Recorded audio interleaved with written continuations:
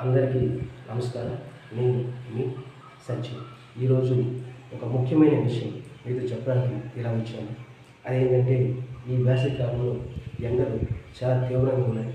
మనుషులమైన మనమే ఈ ఎండ తాపాన్ని తట్టుకోలేక చాలా ఇబ్బంది పడుతున్నాం. అటువంటిది మన చుట్టూ పరిసర ప్రాంతాల్లో ఉండే మూగజీవరాశులు నీరు అందక, ఆహారం అందక ఎండ తాపానికి గురై చనిపోతున్నాయి.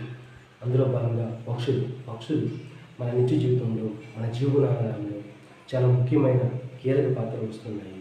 పంట పొలాల్లో కావచ్చు, మన చుట్టూ ఉండే పరిసర ప్రాంతాల్లో కావచ్చు, మనకు తెలియకుండానే ఎంతో ఉపయోగపడుతున్నాయి, సహకరిస్తున్నాయి. పక్షులను చూడగానే మనకి ఏదో తెలియని ఆనందం, అలాగే వాటి స్వరాన్ని కానీ, వాటి తిరిగిన రావాలని కానీ నాకింటే మన మనసులో ఏదో తెలియని ఆనందం, సంతోషం, ఉల్లాసం కలుగుతుంది.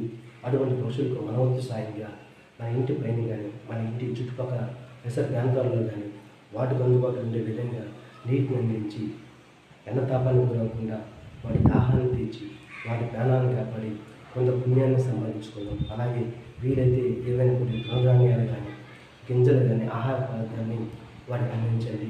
ఇది నా అభ్యర్థన అనుకోండి. మనకు సహకరించిన పక్షుల్ని మనమే కాపాడుకుందాం. చేస్తారని ఆశిస్తూ సెలవు.